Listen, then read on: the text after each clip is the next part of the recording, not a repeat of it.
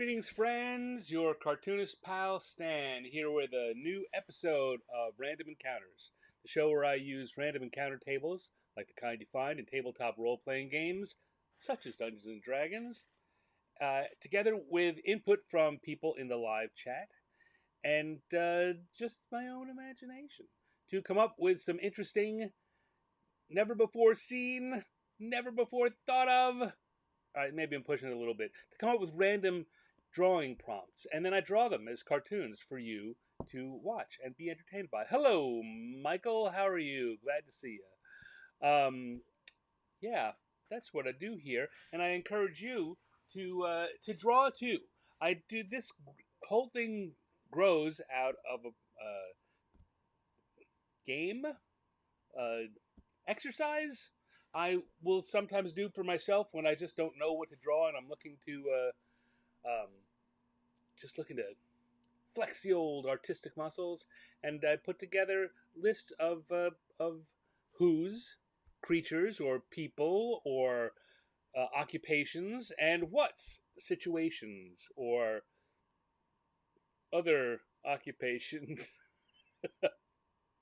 activities, places to be. And I randomly generate one from each table. I knock them together, and that's how we do it. The things that people wouldn't dare to imagine exactly, beyond the ken of mortal imagination, comes these drawings. And yes, and then I draw them. And the point here, of course, is that drawing is fun. Drawing is something I've always done for fun. Yes, I do it professionally now. I do it, and I get paid. But the reason I got to be good enough to do that is because it was just fun, and I did it for my own entertainment. And I encourage you to do some drawing too. I watched a very interesting TED talk this week, which was talking about the value of creativity just for its own sake.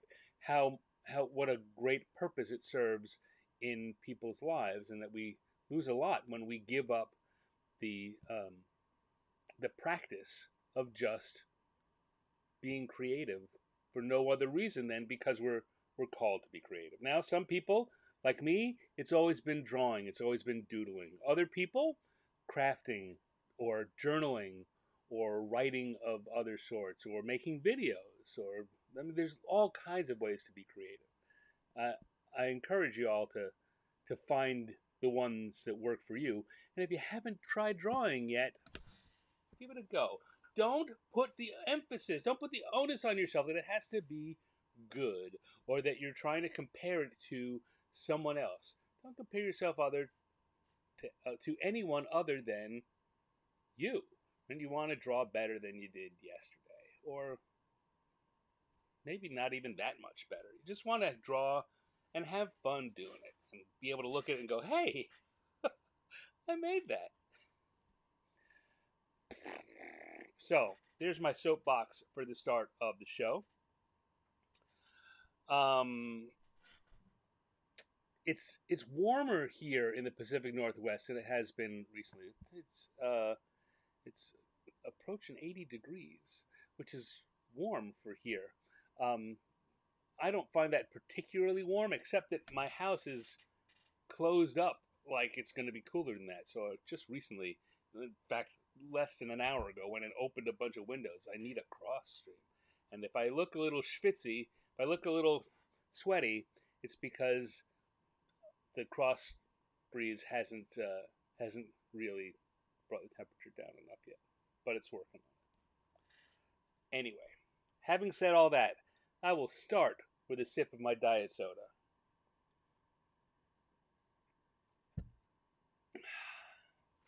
And I'll come over here and grab my iPad Pro and Apple Pencil, which is up and running the app Procreate. These are the tools I use. None of them are sponsors. The show does not have any sponsors yet. I keep hoping one day. And I picked these up because it's about time to get started. So I'm going to come over here and I'm going to get that set. And I'm going to come over and switch views to this, where you will still see me down here in the corner. Hi, here I am. And then the main thing will be the view of my iPad while I'm drawing. So here are our encounter tables for the evening. I found watching some of the past shows, I very often get myself verbally tripped over with the "here are our tables," and I don't know whether I just need to start phrasing that differently. Here are the tables, or I just need to be a little more mindful as I say that. Here are our tables. Anyway, here are our tables.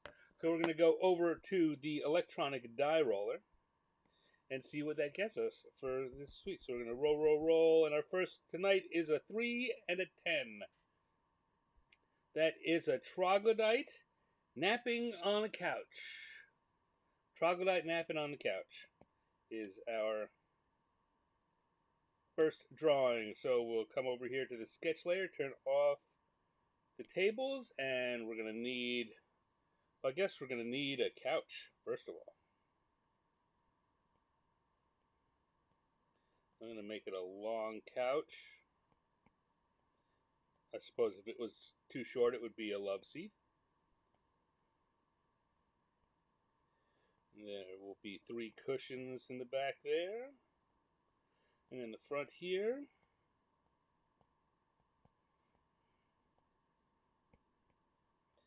and again, I often talk about this. You start with basic shapes. And I haven't done a lot of anything, but it's definitely pulling couch vibes. All I've done there, and zoom in, so I've put a rectangle with a slightly wider rectangle below it. Other rectangles here for the sides, and then I split it like that. And look, that looks like a couch too. So this is the kind of thing that I encourage people who are beginning to draw to think about things in these simplistic ways. And then you can add details later. So let's see, we're going to have a troglodyte. Have his head up here.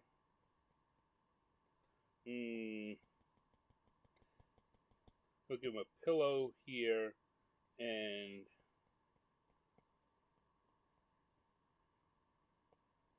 have one leg coming off the couch like that. Maybe one leg going over the couch. An arm down on the floor like that as he's sleeping.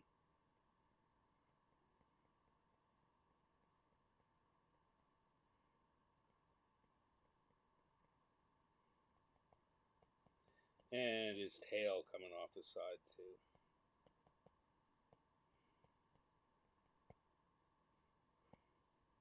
And think about troglodytes in D&D. One of their main characteristics is they're smelly.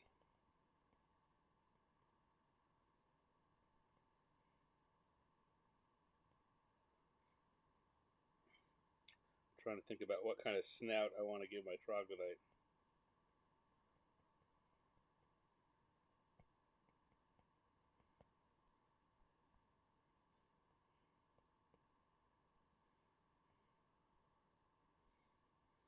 Hello, Owen Casey Stevens. Coaches on the couch should be more uneven, at least. Yeah, well,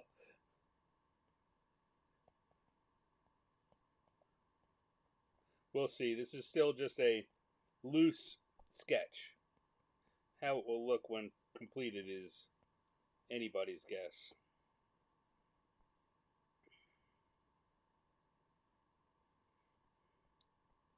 And let's see, I'm going to grab the whole thing. I've drawn a little off kilter, so I'm going to pull it back to about even and let him take up most of the space.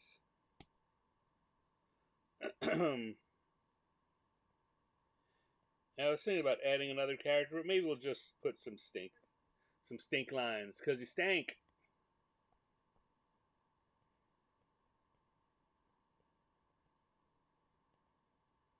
Alright, that'll do for a sketch. Let's go to the lines layer and start putting in some lines.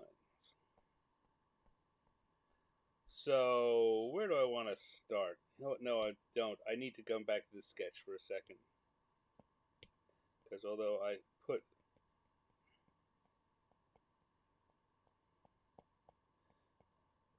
I said I was going to give him a pillow. I then didn't follow up with that.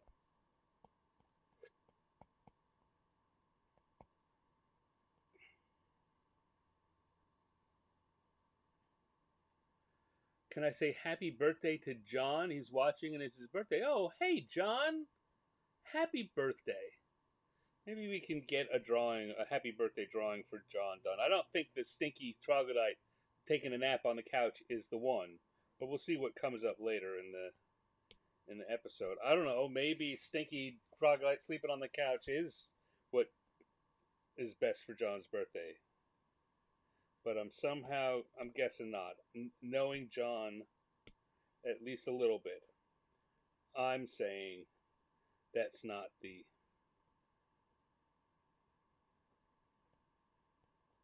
best representation for his birthday.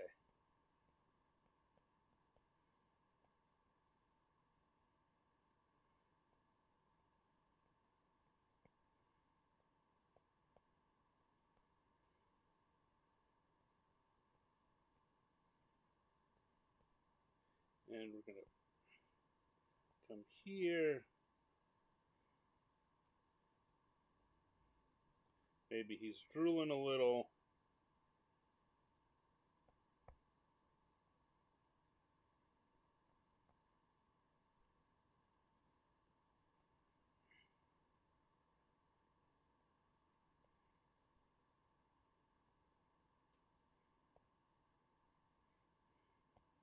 Not so sure about that line. Because we need to have the arm of the couch here.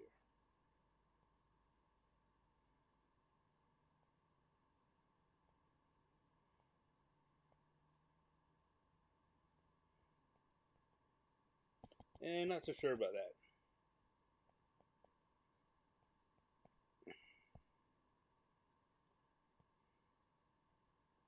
And he's got his arm coming off the side. Owen is on both Facebook and YouTube. He's so good he watches the show twice at the same time. This sounds like a cue for the world's most interesting fan. He always watches a live stream live twice on the same time. Needs to be reworked.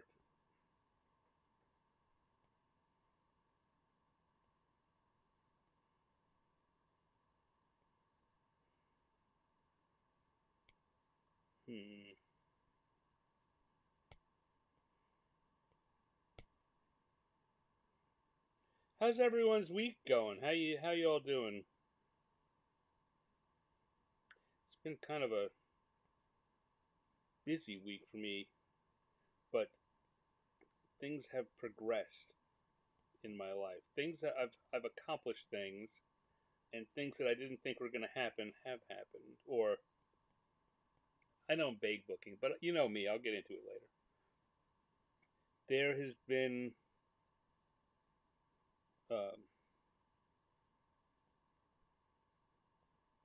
unexpected progress, expected and unexpected progress has happened this week, which is great, but it also means that I've definitely been busy. Now, troglodytes are usually pretty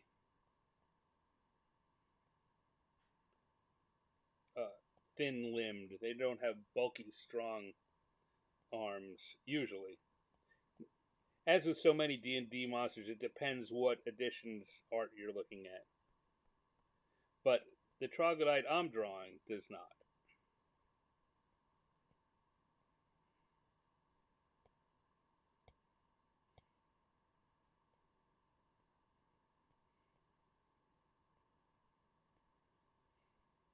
He does have, however, some spikes on the top of his head.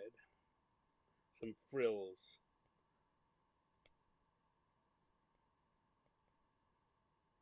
If you could see his back, they'd be running down there too.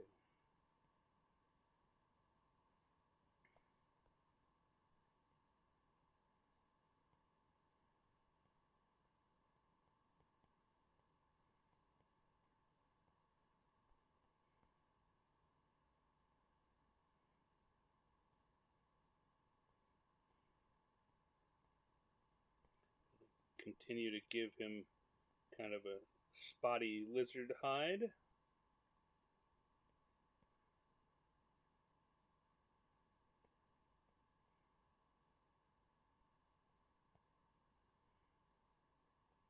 And the cushions on the couch. He's kind of big for this couch, but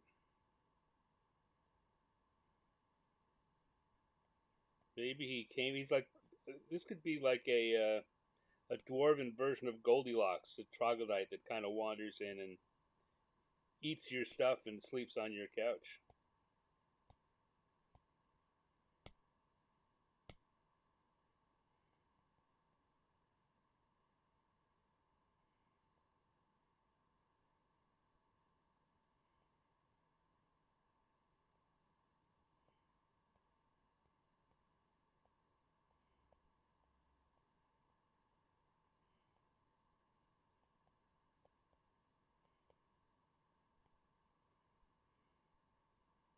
There he goes. That that would be a fun little um, fairy tale to write up. I pitched an idea to a publisher this week. Um, had I had lunch with Wolfgang Bauer from Kobold Press last week or the week before, sometime recently, and I think it was last week. And yeah, I keep trying to put some kind of decorative thing in the middle of that armrest. And I think we're just gonna let it be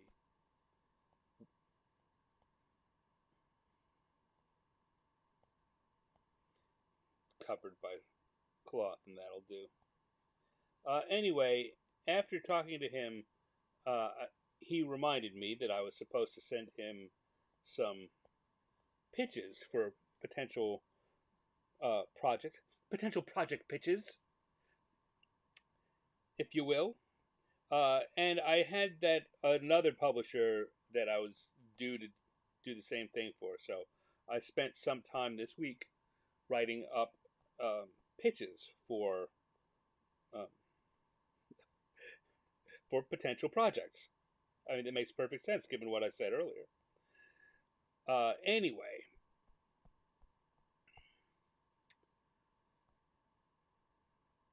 I think we're ready to do colors on this, don't you?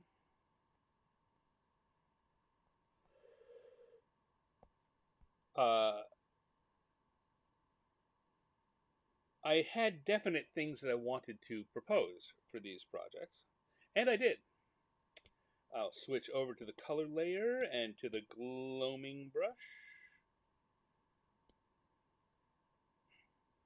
And turn off the sketch layer.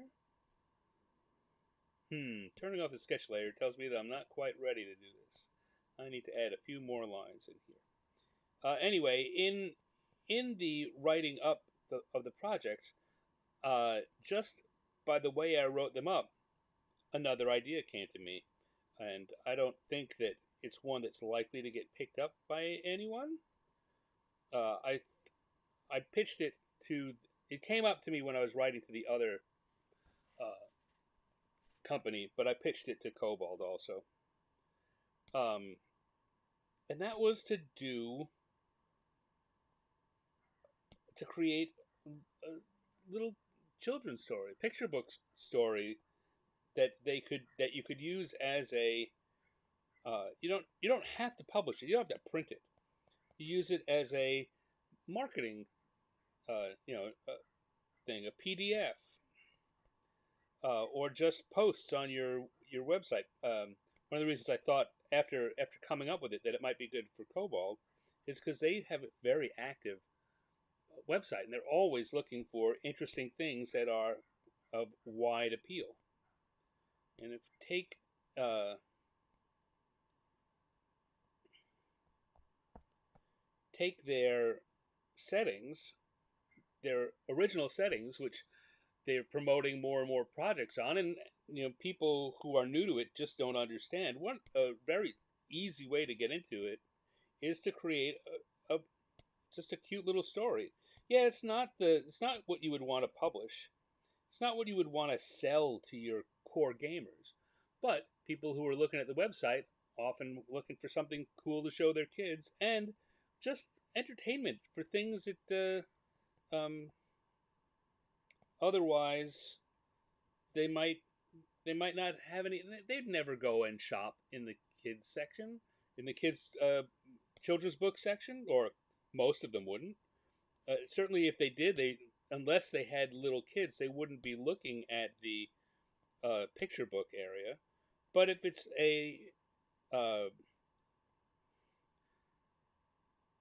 if it's a what's the word I'm looking for? The word I'm looking for is article. If it's just an article on a website they're reading already, they'll give it a shot, and it's such a good way to introduce things that you're set free from the bounds of if it's true in a product, it has to be true for the game. If you're doing it in a kid's picture book, no one's going to hold you to that for the mechanics of your game. It's a generalization to give the idea. It's a really good way to, um, I think, to promote new products to help explain to the audience what your products are. So I wrote that up, and I certainly would love to do that. And then on top of it, if you look at Wizards of the Coast, uh, licensed out D&D little golden books a couple of years back. There were 3 or 4 D&D little golden books that got made. Is that for your hardcore gamer? No, absolutely not. Is it still cool? Yeah, it's hella cool. And some of your hardcore gamers are going to go out and buy it either for their kids or their uh, nieces or nephews or friends of friends, or some of them just because it's cute. So, yeah. So I pitched that, and I'll tell you, when I even as I wrote it up, I thought, okay, this really isn't going to get picked up. This is a long shot. The more I thought about it, the more I thought, no, this is totally awesome. I really hope one of these publishers wants to do this. And we'll see. I mean, it's been less than a week. There's no telling what will or won't come of any of that.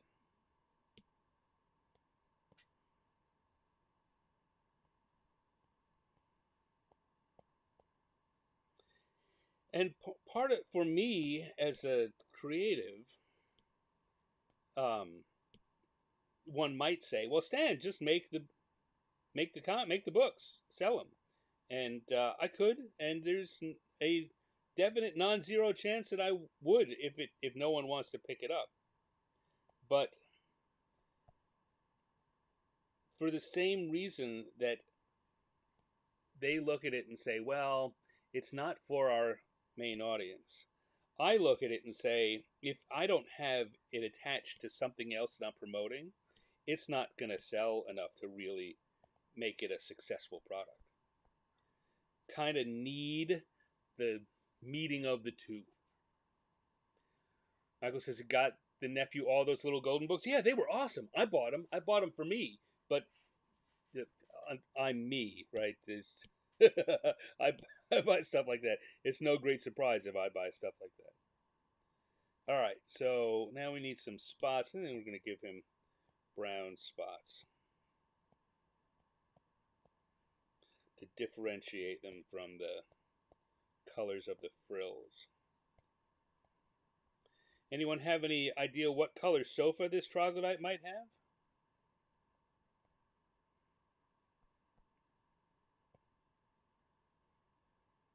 Do you care?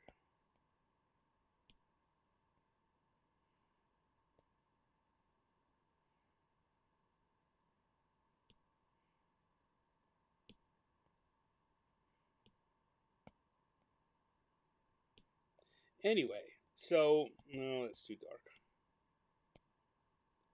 I'm having written up those proposals. I've been thinking about them more, and a couple of other things like them that I've proposed. On my shows, I've talked a lot on this show and my Wednesday night show. I've talked a lot about the original D&D coloring album. Pull it out here, which was the first D&D product I ever bought. And what a great product it is. What a great introductory product it is. It's not just a coloring book. It has a little board game in it. It's got kind of a it's like a super simplified version of the dungeon board game. It's a great introductory product. And I've been talking about it for years to anyone that will listen, and the reactions almost invariably are, hey, that is really cool. And then when I say, well, we should do one, or you should do one, the answer is, no, I don't know. Maybe so. I don't. Got only so much bandwidth, only so much. Purple, someone has said here for the couch. All right, purple it will be. I know it's a very pinky purple, but that's what we're getting. And again, what I was saying for the children's books. I get it. It's not if you can pick only one product to do in your year. I see why that wouldn't be the product you'd pick. But the way to think about products like this is as marketing that can make money.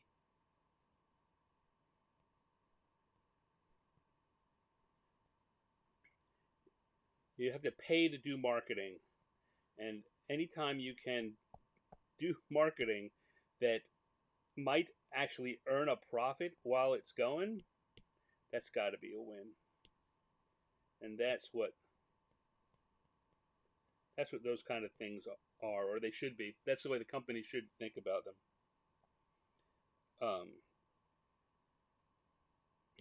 All right, let's take this purple. Now we're going to put in a little shading. All right.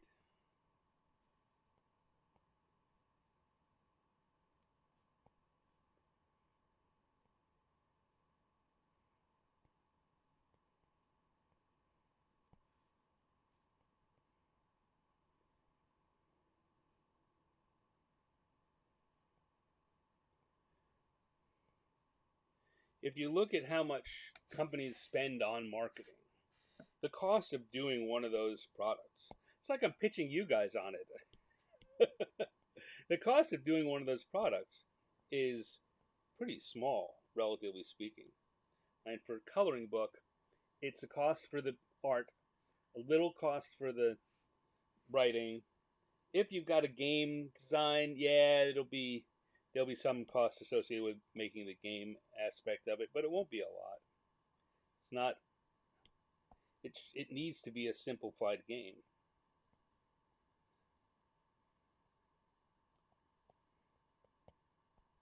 All right, there we go. Let's see what else. So I want to come back to my inking lines, and we will again take kind of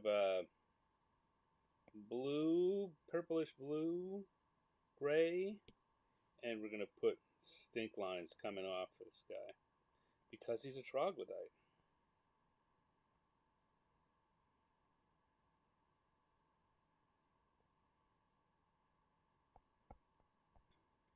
And there we have ourselves the troglodyte napping on the couch. So I'll just stop down here and put my little stand in the corner to show I'm proud of what I did there. Try as I might, this troglodyte needs to go night night. There you go, you're writing your kid's book already. Yeah, night night troglodyte. Boom! We've got the start of our kid's book.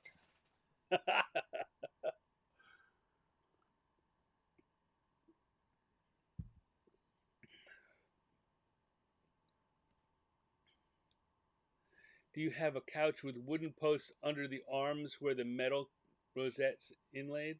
Yes, I do, or did growing up. Anyone doing web comics in their RPG space anymore? No, that's another thing I pitched. And again, specifically for, uh, well, I don't say no. There are a lot of web comics and TTRPG related web comics. Are any of the companies doing them? Are any of the companies specifically doing some to help promote their own stuff? No, not that I know of. Some of them have fans that are doing them that are more or less official. They've gotten at least promotion or attention from the publisher, but I don't know of any publisher that's doing a web comic to promote their stuff. Again, a thing I've published, I've pitched recently in a couple of formats. Right, I get that in order to do that, uh, publishers know that art is not, of all the things they pay for, artists' time is about the most expensive of the creative people that they have to work with. No artist who's doing good stuff is going to work for the per hour rate that writers and editors will, sad to say. Um, but but even having said that, it's not that expensive. I mean, if you think about it in terms of the cost of doing a monthly comic book, that that's got some serious numbers attached to it. But you don't think of it that way. Right? If you think about it as a web comic that updates, say it only updates once a week with 9 panels, you're not paying that much for that. You're paying under $500 for that to get it done. I'll tell you, I priced my when I was talking to my pitch, I priced doing a 3 panel comic, provided that we're doing a block of them. It's not just one-off work. I priced it at $250. So if you want to do one of those a week at $250, that's $1,000 a month. And any company that is doing this kind of thing is probably spending $1,000 a month on advertising, on promotion, and marketing anyway. And as I say, this is a thing that when it's all done, you can have follow-up money come out of it. You can have the print a collection when it's done. You can, if it's popular, you can start selling merch with the characters on it. You can then if it's catches wind, if any of your things go viral, then that is extra marketing that you're getting for free. So, yeah. There you go. Rant over. Probably not. Okay, I have another sip. Let's do another drawing.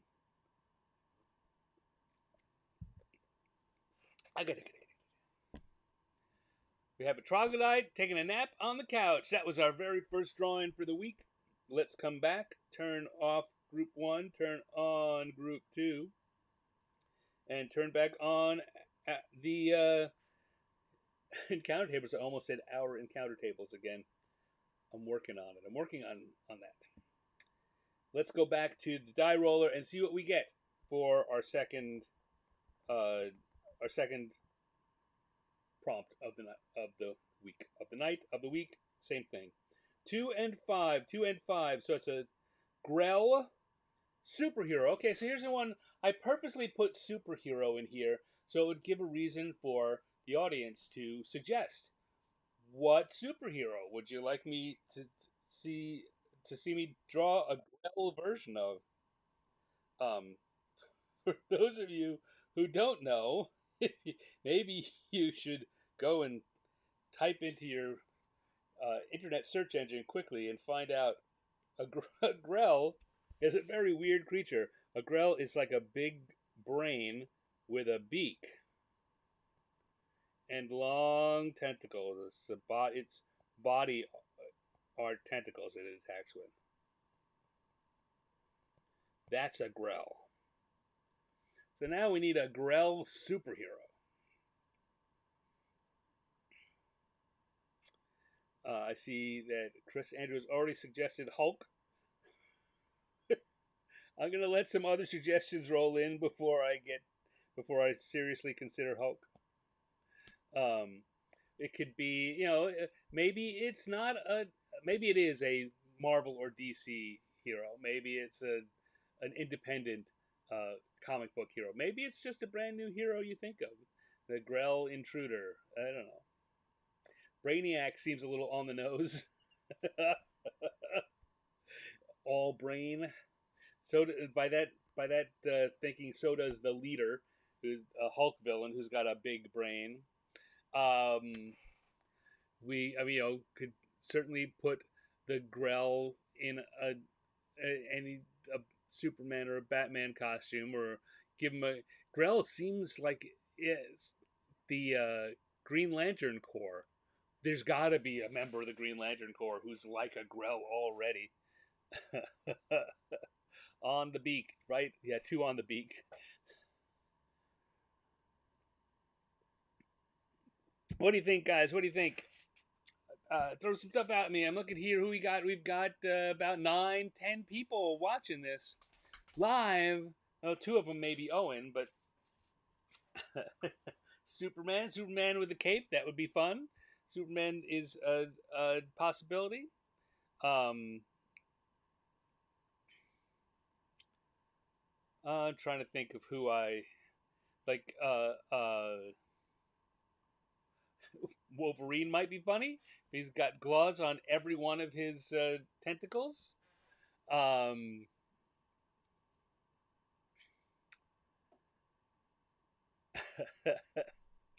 the Shadow, with a fedora and a big flowy cape.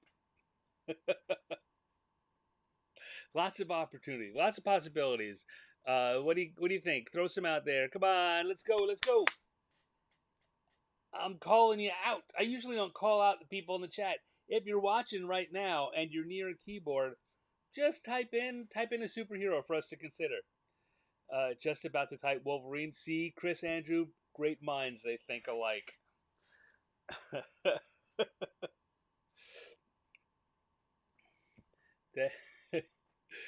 Grell Wolverine. Right now, Grell Wolverine's winning just because it's amusing me. I have another 30 seconds or a minute, and then I'm going to jump in because can't have too much dead air. Not really because it matters as long as you folks are entertained, but I don't want this to go much longer than an hour and a half. Storm says surreptitious. Now we're diving into the X-Men realm. Storm, uh, goat, turquoise, white horns. Goat, turquoise, white horns. Sounds like a creature from the Stygian depths. There might be a red lantern that looks exactly like a Grell. There have been different Green Lantern Corps characters, creatures that have looked more, or several that I can think of that have various aspects of Grell. I wouldn't be surprised to find out that there's one that looks pretty much exactly like it. Also, because anyone who's writing or drawing Green Lantern these days has certainly had influence of D&D, and these kind of things permeate back and forth along through the creative walls. The creative cell walls are permeable. All right.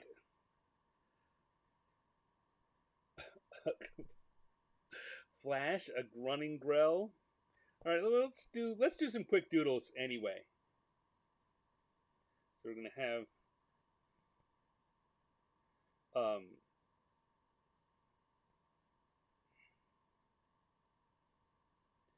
a Grell Flash would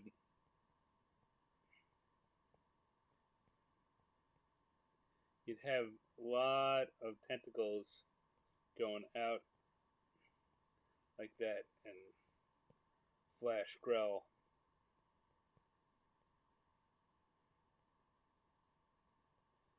Again, would give him a would look like this.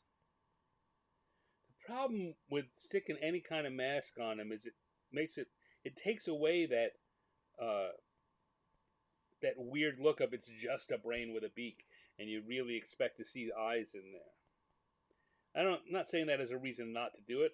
I'm just thinking that's that's a challenge to it. Who else do we have? We had Grell Superman.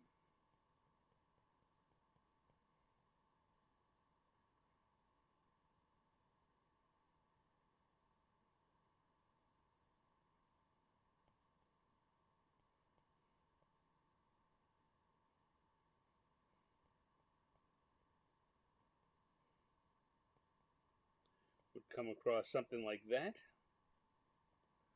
Um, Cross-pollinated nerditry. that actually sounds like it could be the name for a podcast. Cross-pollinated nerditry. Good evening, friends, and welcome to a brand new episode of Cross-pollinated nerditry.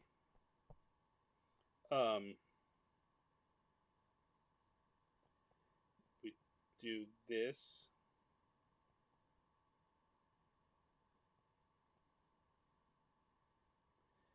We got our Grell Wolverine.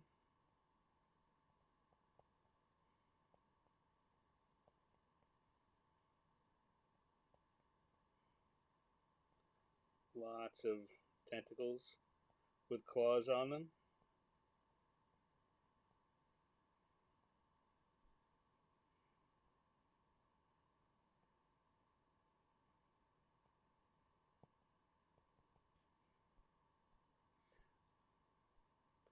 Up in the sky, it's a bird, it's a plane, it's Super Grell.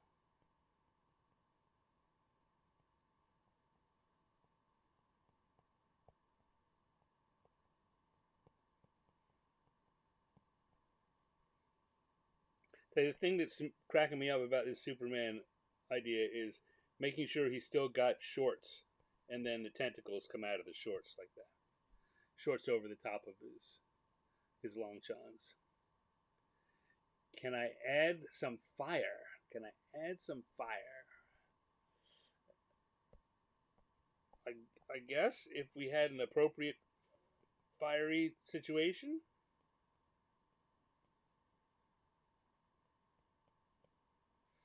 So it would give our Grell Wolverine a cigar, I think.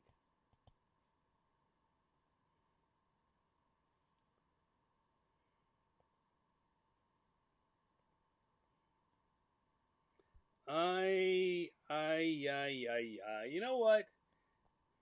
Let's just do all three of these. Let's do them quick. I'm going to grab this sketch here and move it down a little, and I'm going to grab the Super Grell sketch. And I'm going to move it over here. And we can have all three and do them super fast. Super fast! Get it? In fact, I'm not even going to do any more sketching. I'm just going to dive right in and draw.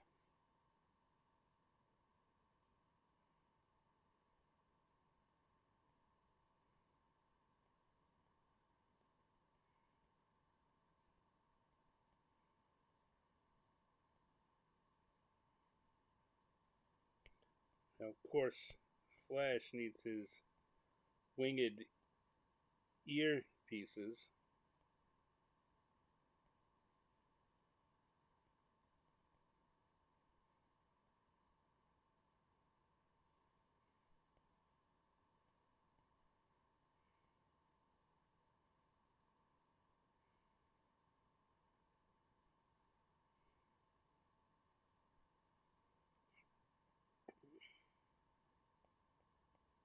And we need a bunch of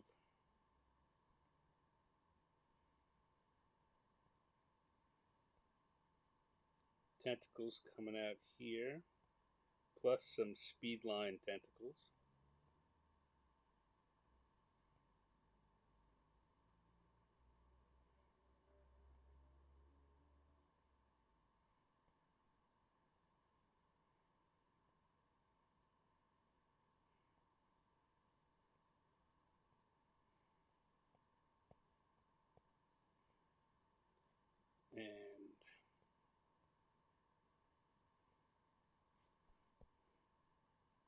More like that. Looking good.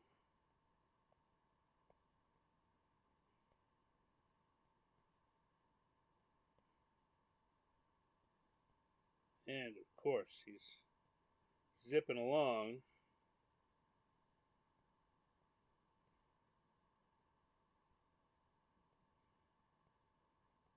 Got some After Effects.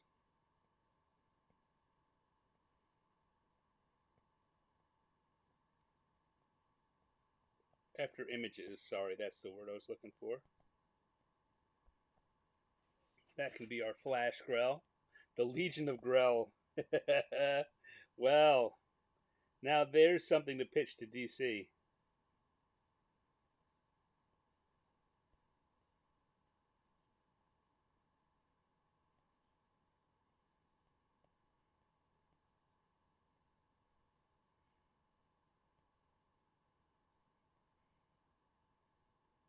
Maybe instead of an S, we can give him a G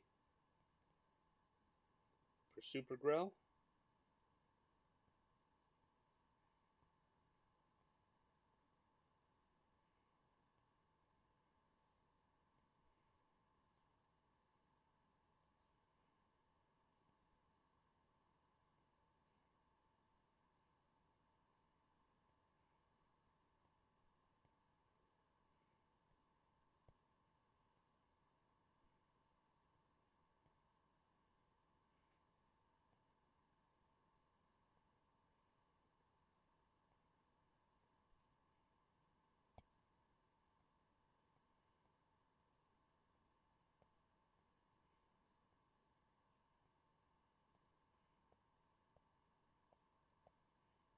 Trying to get some good crossing over between the tentacles.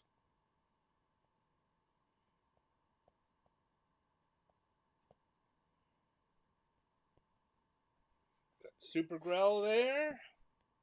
The Grell Legion of Superheroes. And Grell. He's the best at what he does. And what he does is kind of ridiculous.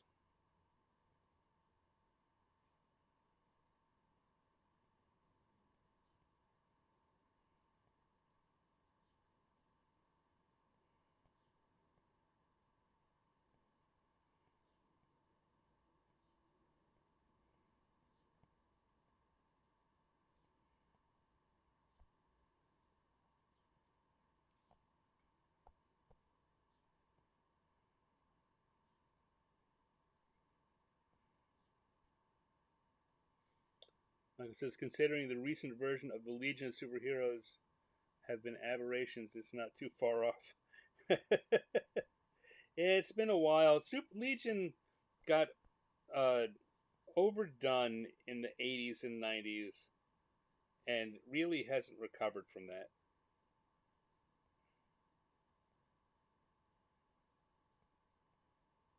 It was underappreciated in the 70s and early 80s.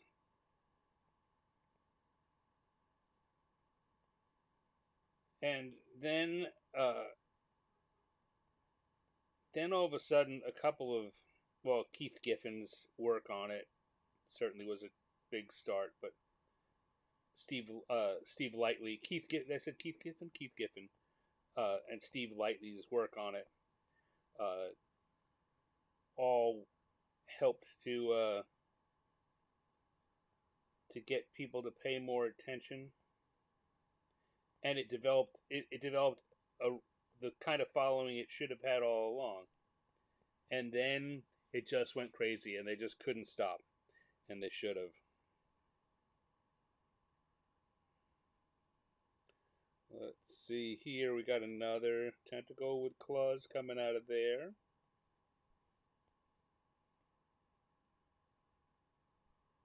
No.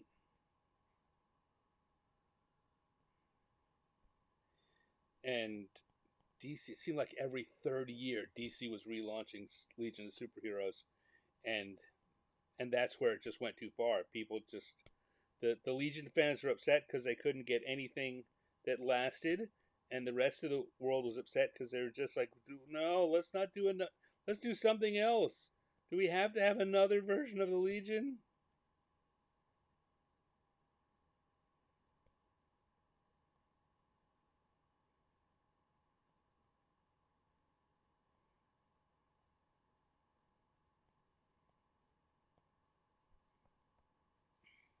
There we go. Got ourselves 3 Grell Superheroes. Let's turn off the lines, the sketch layer, and see what we've got. As I suspected, they're all pretty much working. So we'll drop over to the colors layer and the gloaming brush. And we will start putting some color in. Smaller version of the brush this time.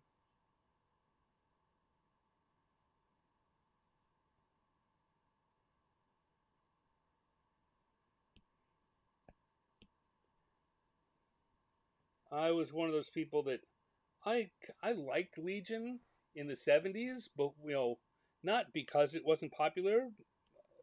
I wasn't like it's cool and I'm loving everyone else is jerks because they don't recognize how cool this is. Um, it has some cool stuff going on. I still like X-Men better.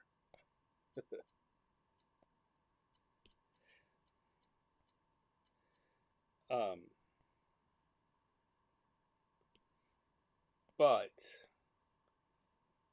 I got tired of it before other people did.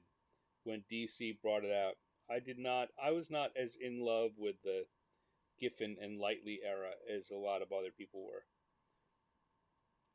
Kind of like the cheesiness of what was going on in the 70s during the original Jim Shooter era stuff.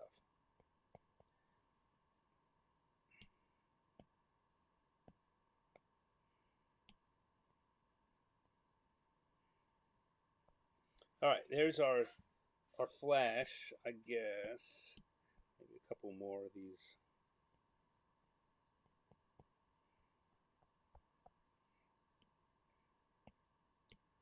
And our Grell Man of Steel. Our Grell of Steel.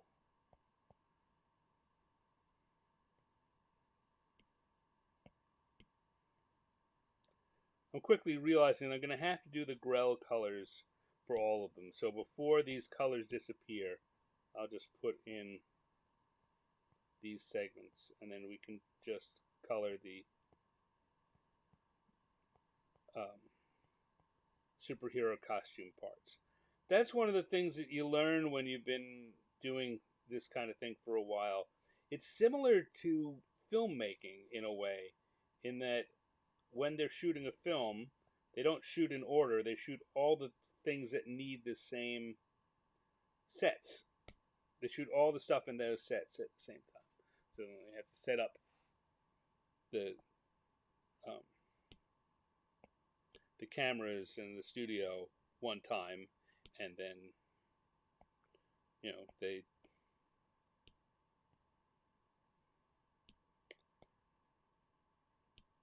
they knock them all out and do them at once. So similarly, when you're doing coloring,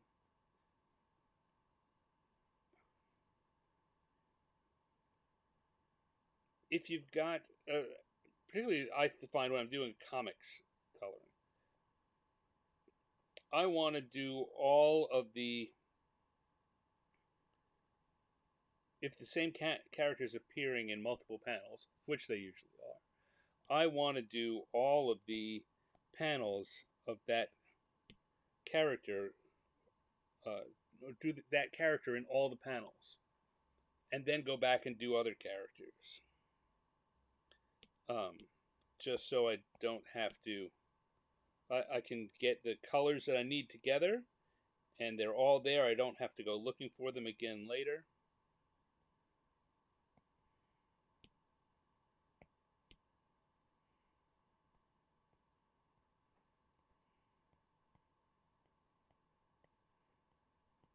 Here we go. We've got our Wolverine Grell, and of course, finally, we'll get to Super Grell.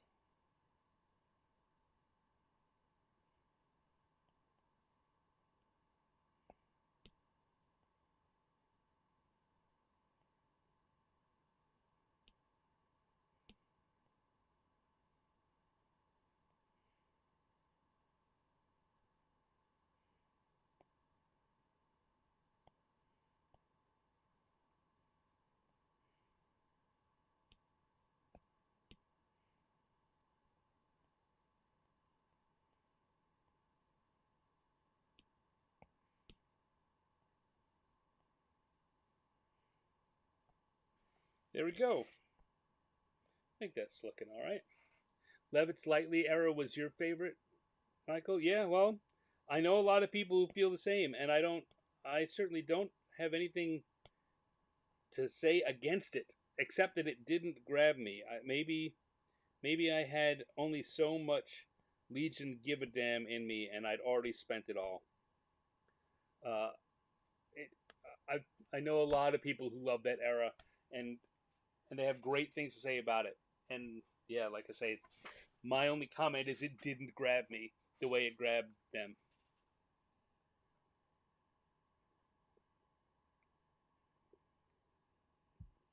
Ah, there we go. Grell Superheroes. Now that they're done, I guess I can. Here's another thing you can do when you're working digitally. You already saw I moved them around the page to begin with, but I can do some more of that because we've got multiple layers.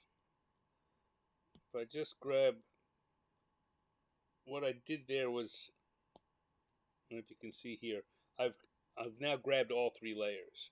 So when I do this, it would allow me to enlarge or move around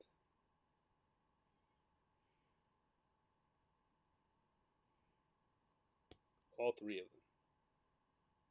Still grabbed all three? Yes. So I can come back and do the same thing here. Boop.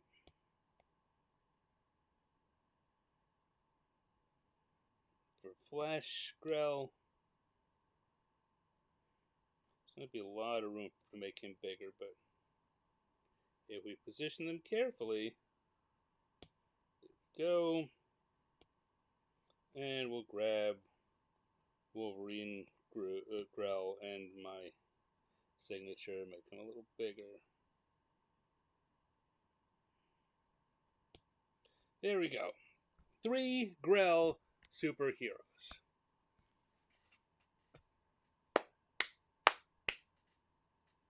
Done.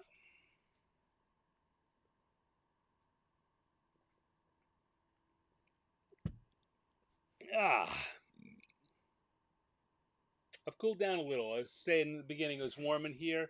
I can see on the screen that I'm not looking as shiny, not as schwitzy. So clearly, opening the windows has done me some level of good.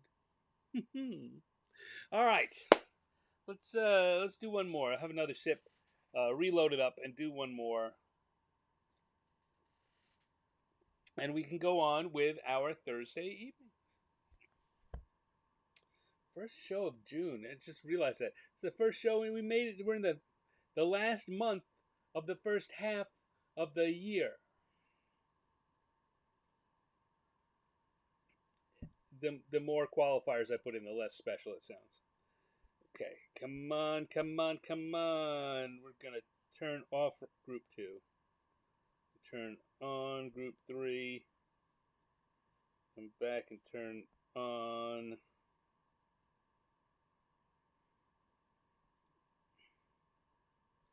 the encounter tables.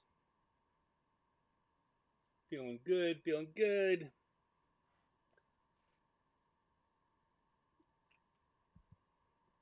Okay. You ready? I'm ready. Well, now I am. We had a trio a trio of Grell Superheroes to go with the Troglodyte napping on the couch.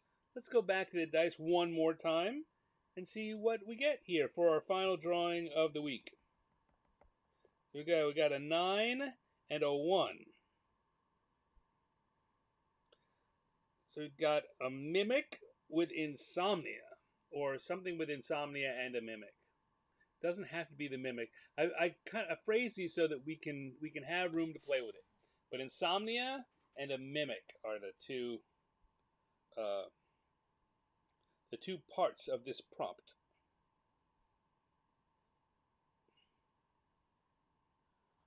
Um,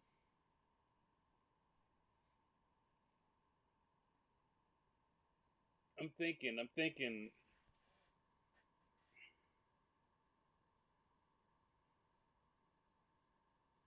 All right, here's what I'm thinking. I'm gonna start with a bed and a pillow.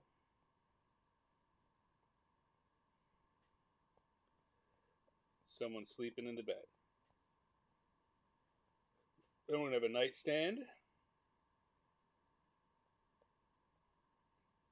Can see how I'm working with rough shapes.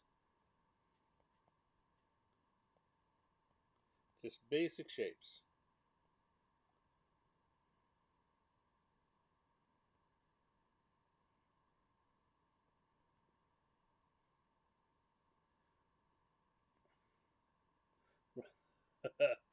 Robert Williams and Al Pacino. That's a deep cut suggestion there, surreptitious. I get what you're saying. I will just say I understand that reference. I'm not gonna do that.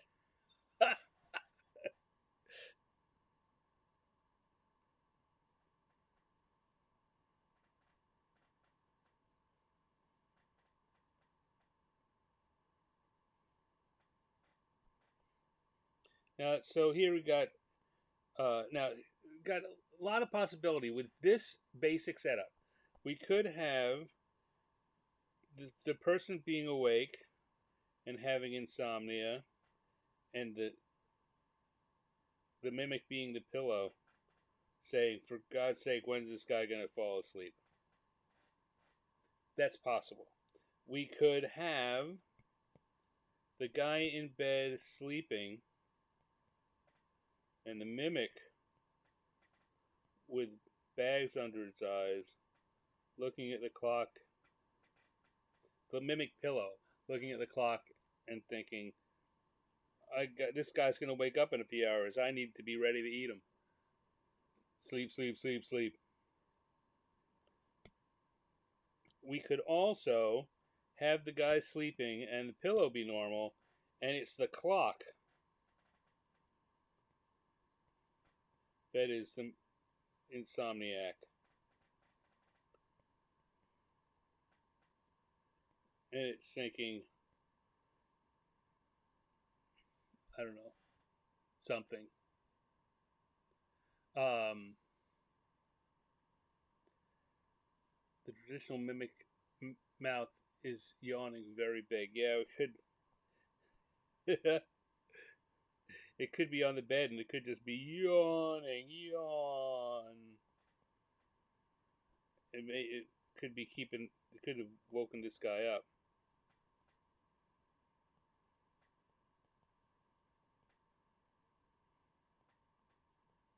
That's funny too.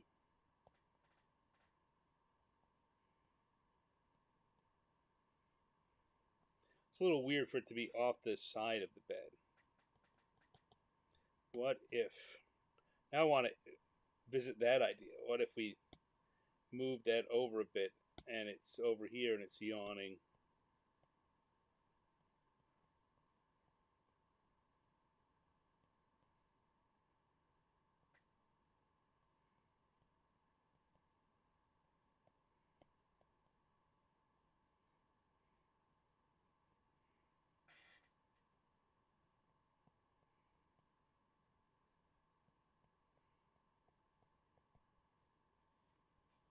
That's really weird.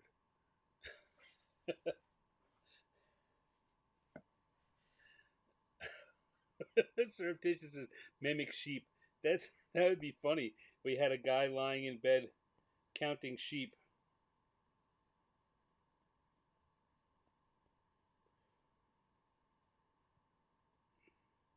But the fence that the sheep are trying to jump over is a mimic.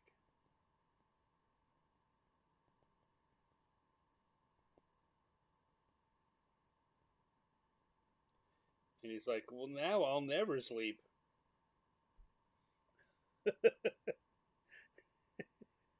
So we got a lot of options here. Anyone feeling one or another of them? I think that there's several um, worth exploring here.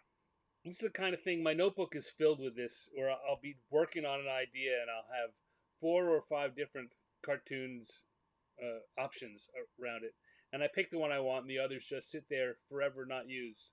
I need to go back and see if I can reuse some of them.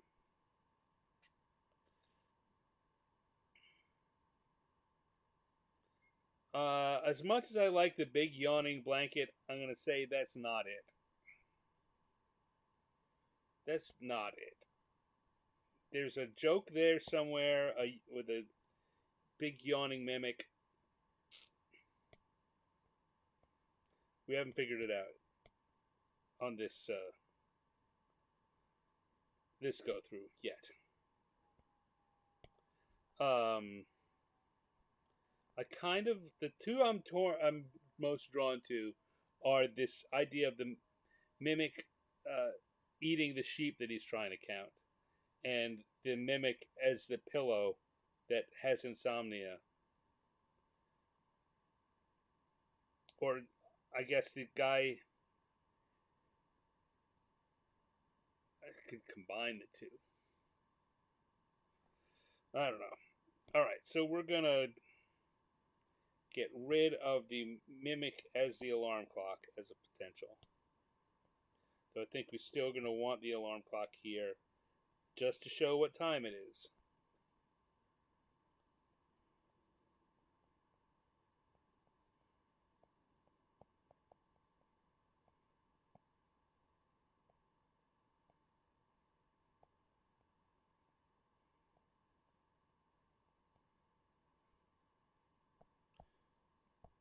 All right, that's what I'm doing here.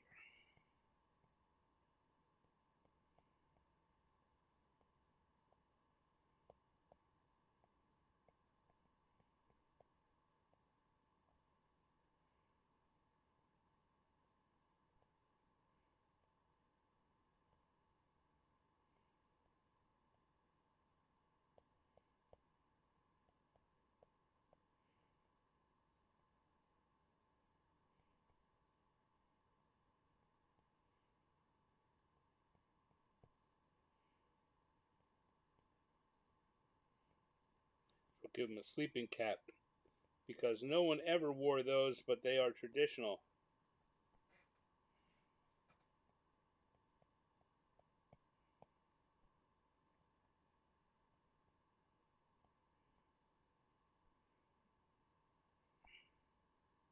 And then we'll grab the whole thing, make this a little bigger so it fits there. There we go. Got it. I was thinking maybe both. Um, that's a little. Uh, that's a little bit of a hat on a hat if you're familiar with that phrasing. This sometimes it's just a little too much.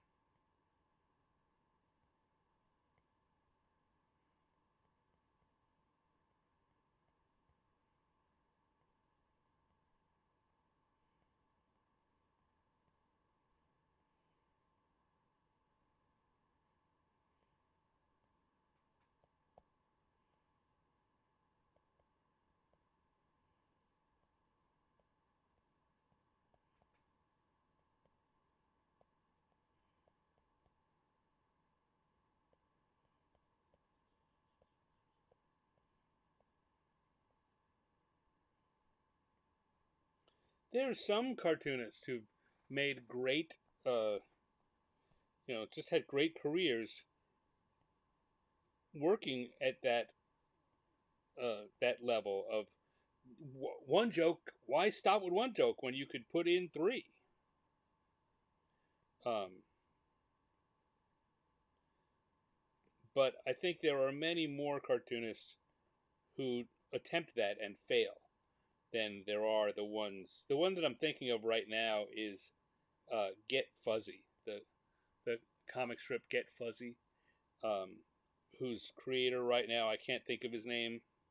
Darby something, I think, or that's the character. I can the cartoonist and the character confused. Um, he is great.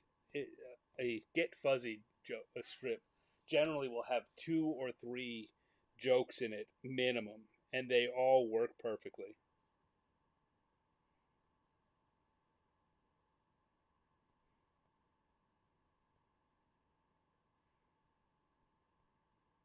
But he is the exception.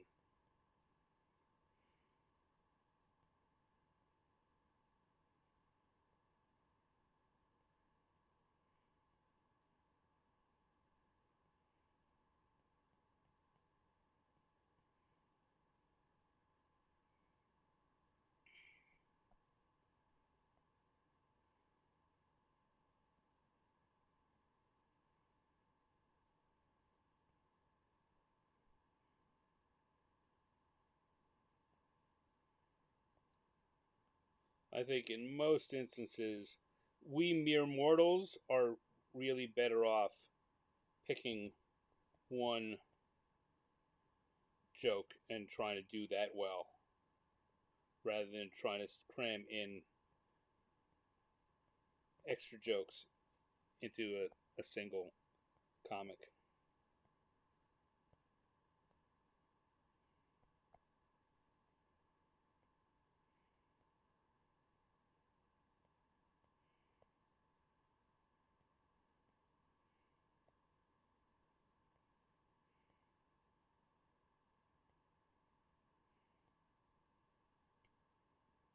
I have done what I don't want to do, what I always tell you not to do.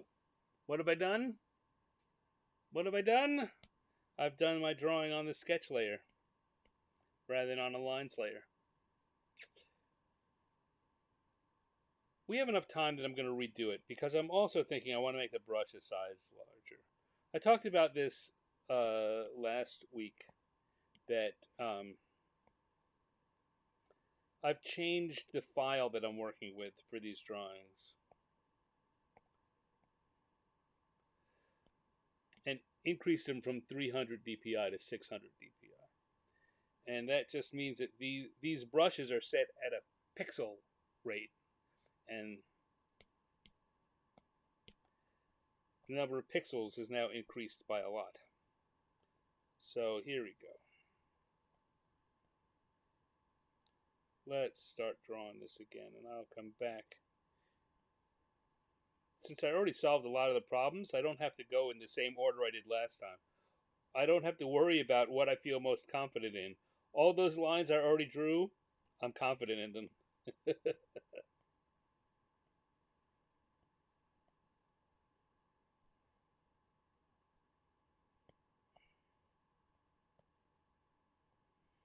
That makes it much easier to come in here and quickly do some drawing.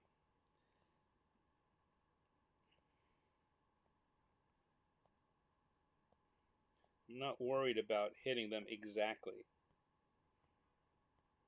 There's still room for reinterpretation or even mistakes or sketchiness to come in there. There we go. And now we'll come back here to this guy.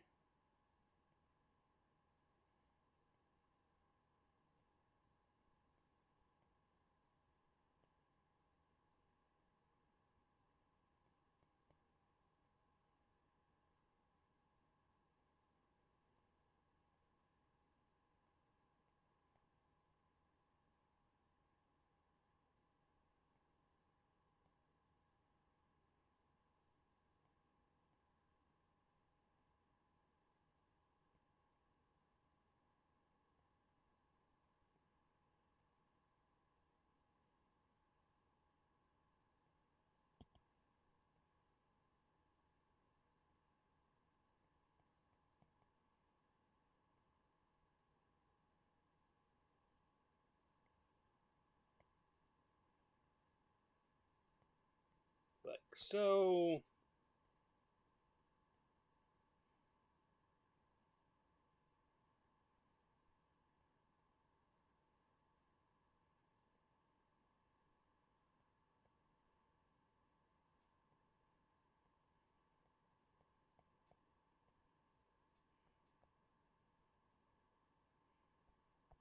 now we're at an area where I haven't drawn it, but I'm still feeling confident. So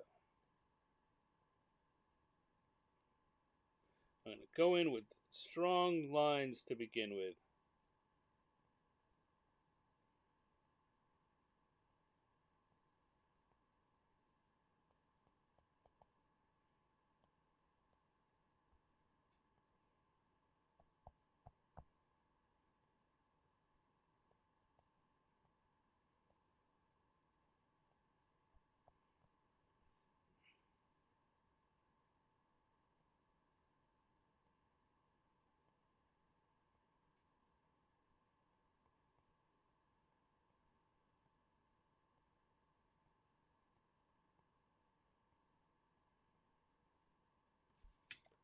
Looking okay.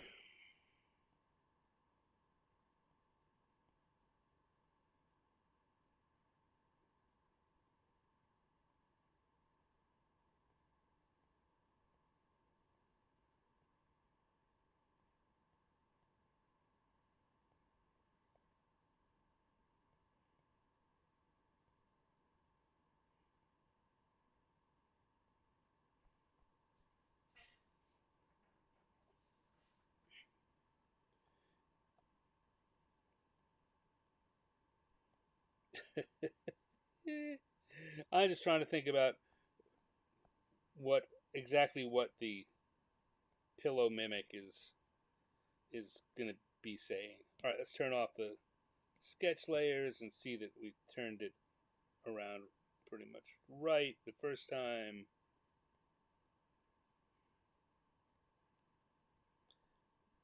I think we need a headboard.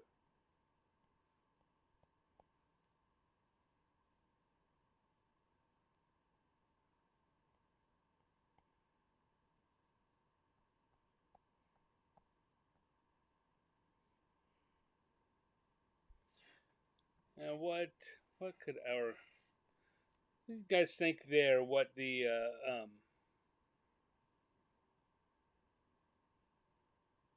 mimic could be saying? I'm realizing that I've got vertical stripes on the pajamas and horizontal stripes on the hat.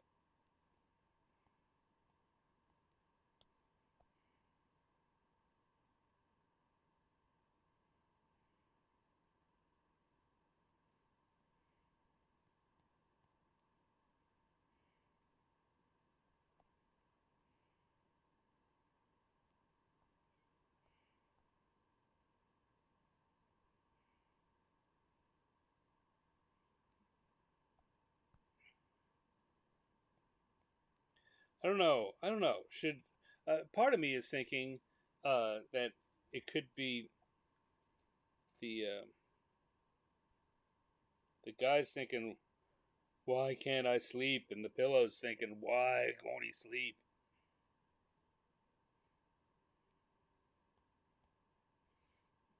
All right, let's go to the colors layer. Switch over to the gloaming brush, and we'll start. So already made a point of it. Let's start with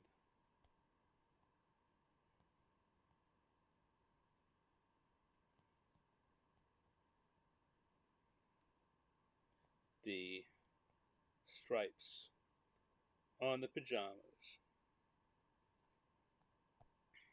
That's what people wear. They wear purple and yellow striped pajamas. That's just what everyone wears to bed, right?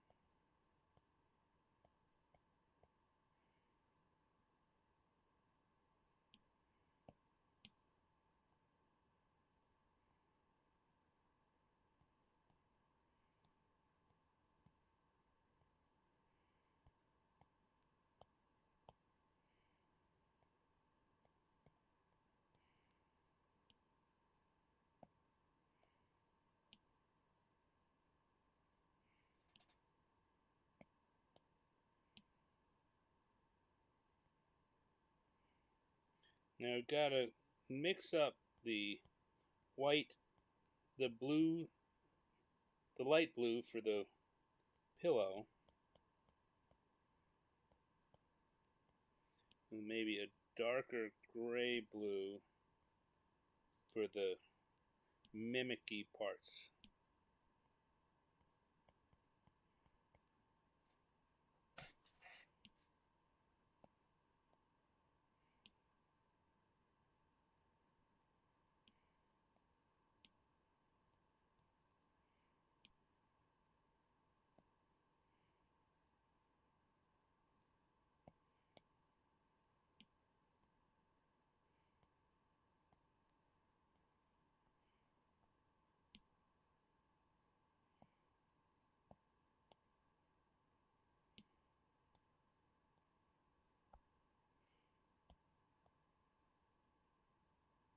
Even bigger. I want to cover this in one big patch.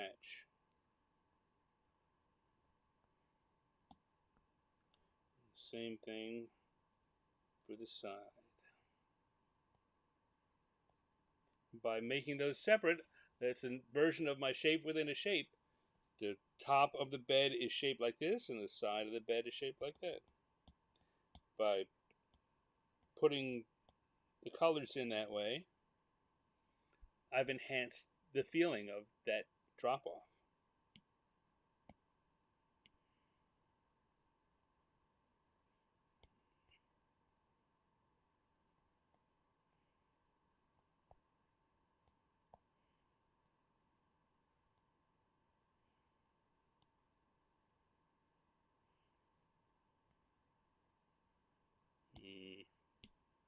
What color is a box spring? There we go.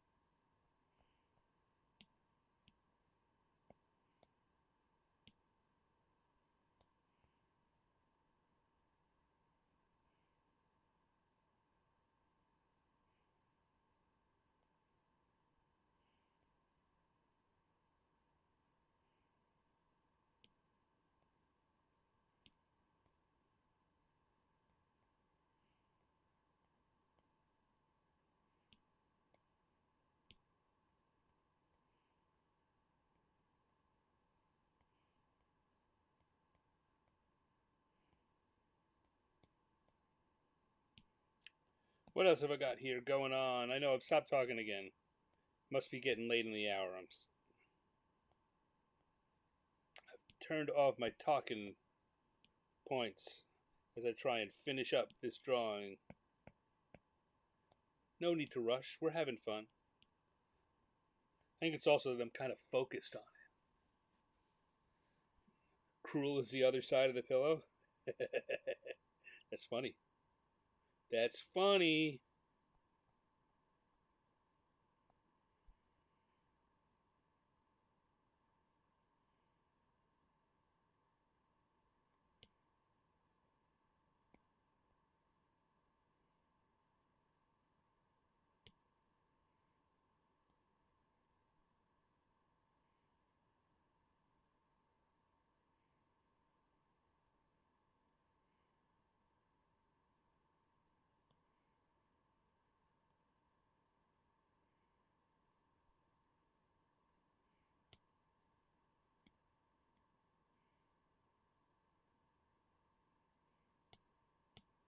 Now, if I want to add any words, I'm going to have to drop them over that background, but that's okay. That's easy to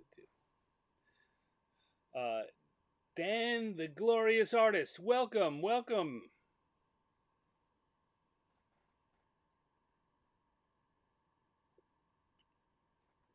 been trying to reach out to me about my car's extended warranty.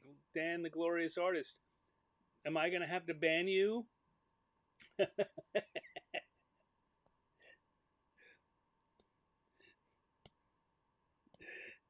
That was a joke. Unless you really are trying to do that to me, in which case, yeah, you're going to get banned when this is all said and done. I think it's a joke.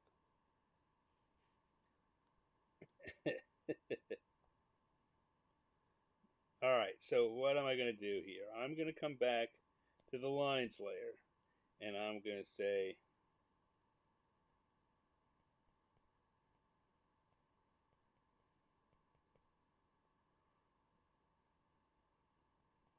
why can't I sleep?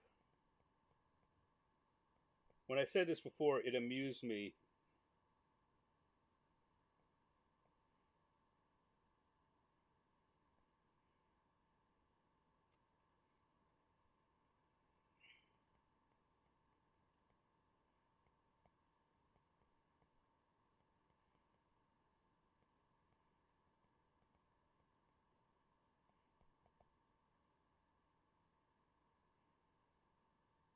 Ugh, that's terrible.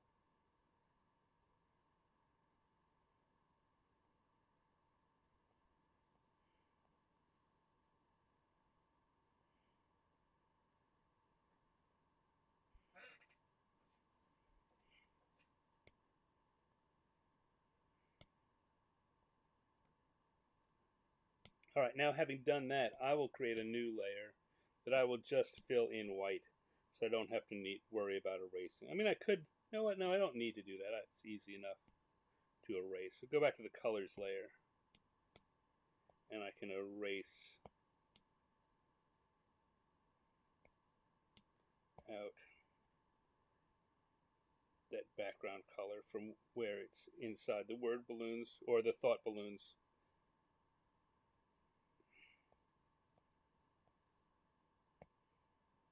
Although that last circle there, I'm going to have to do something because right now it's overlapping the lines layer too.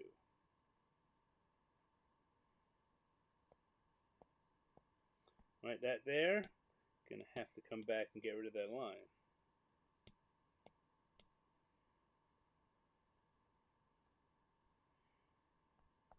There we go. Why can't I sleep? Maybe I should emphasize can't for the gags purposes.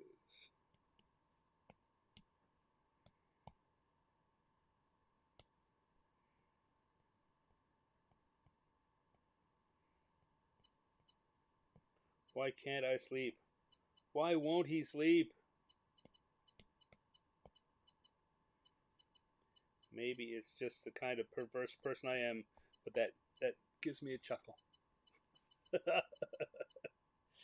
Why can't I sleep? Why won't he sleep? And then we'll stick a little stand down here in the corner because we have successfully completed our third drawing. Mimic and Insomnia.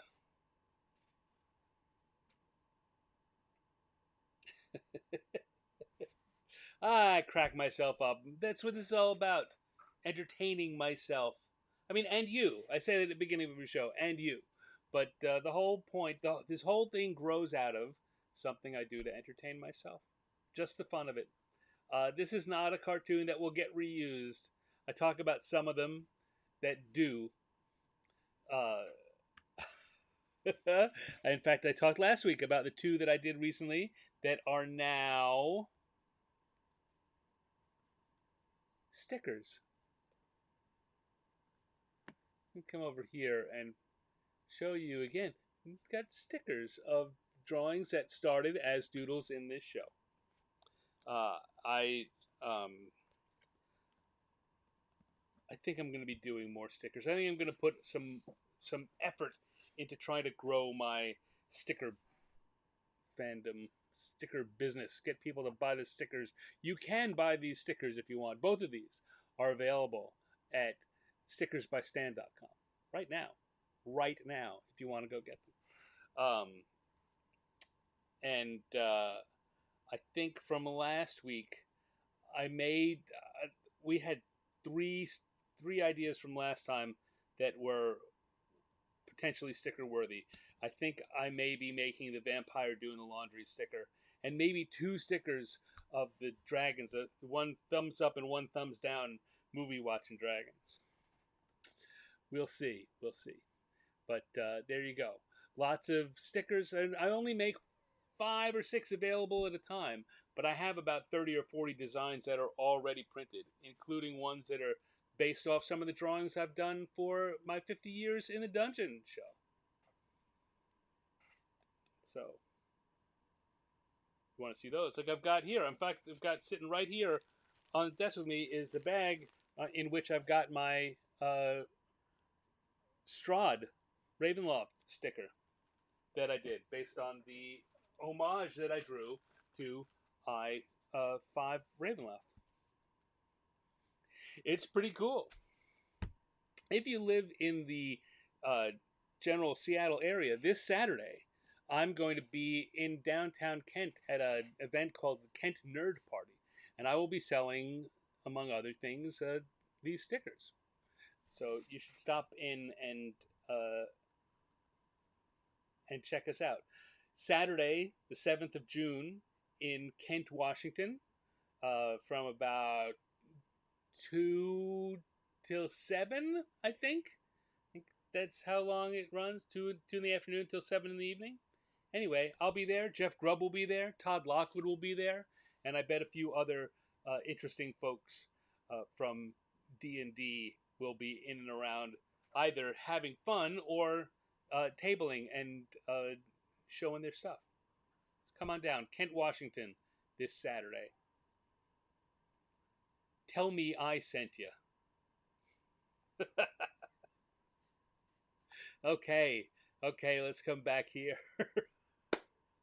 Have another sip, and we can do an outro and get ready for that weekend that's coming up. I've got to spend some time tomorrow getting ready for that event. I got to get all my stuff together. Okay, ready?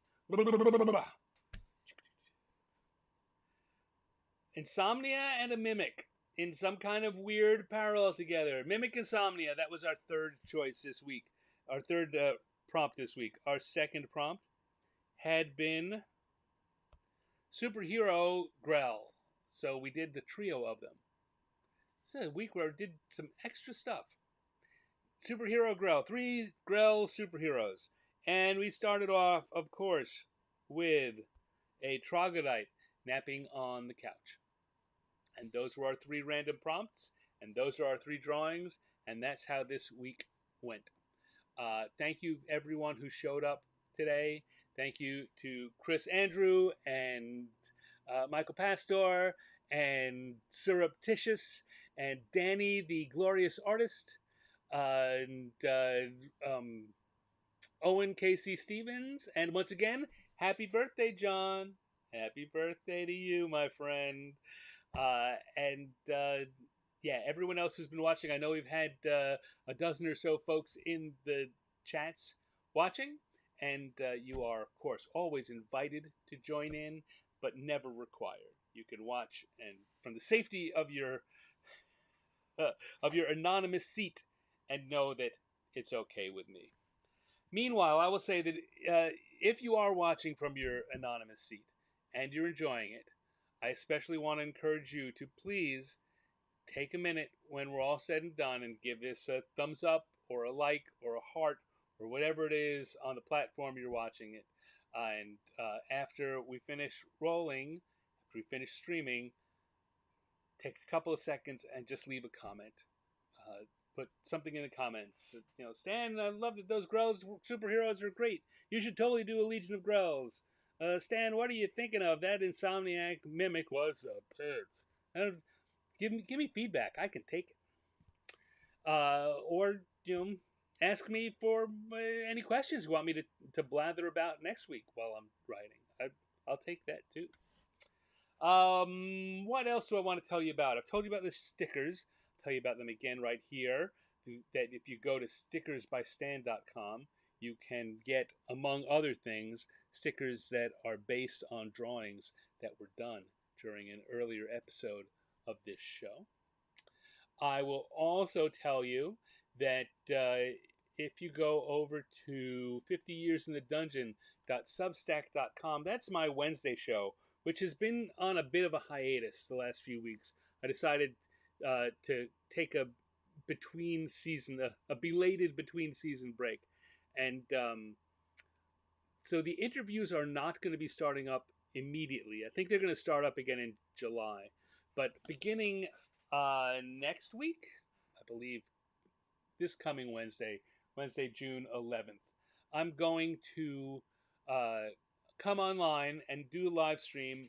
And instead of doing interviews, I'm going to be working on some of the unfinished art.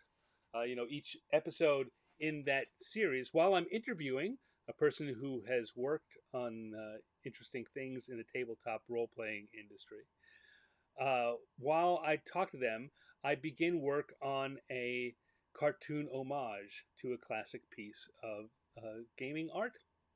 And I've fallen behind. During the interview, I usually finish a pencil rough sketch stage, and then for the first 8 months, 9 months, I was able to keep up the rhythm of finishing that one piece before the next week came along. But in December, with the holidays, I fell behind, and this year with work, I kind of continued to fall farther behind. And right now, I think I've got 10 or 12 pieces unfinished. So I'm going to use the Wednesday show slot for setting out an hour and a half or 2 hour block just to work on the art. And while I'm doing that, I'll throw open the chat room so you can come and it'll be a ask me anything. And who knows? I might have guests on there if I have friends who want to come and hang out and just chat. That could happen too. But the Wednesday for the next few weeks is going to be an art show. So if you like this show, which is all about the drawing, come to the Wednesday show for the next couple of weeks and sign up for the free newsletter at 50yearsinthedungeon.substack.com. And like I say, the next few weeks there will be a lot of drawing and finishing the drawings that are already underway.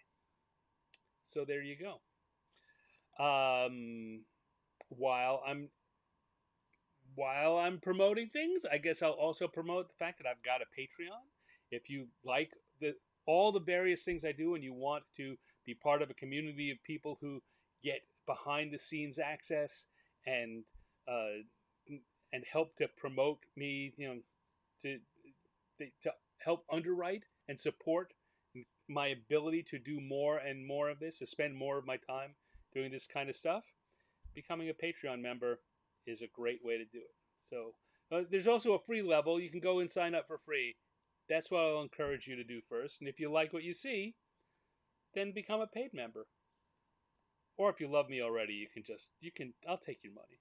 Who am I kidding? I'll take your money. And I'll try to make sure that I give back more than I get. I can't say I'll always succeed, but I will try. So there you go. There's some stuff for me that I'm going to plug. Thank you all for showing up. It's been a good time. I'm going to sign off now and take the rest of the evening off. Hope you do too. And I hope that I will see you next week. So please take care. And until then,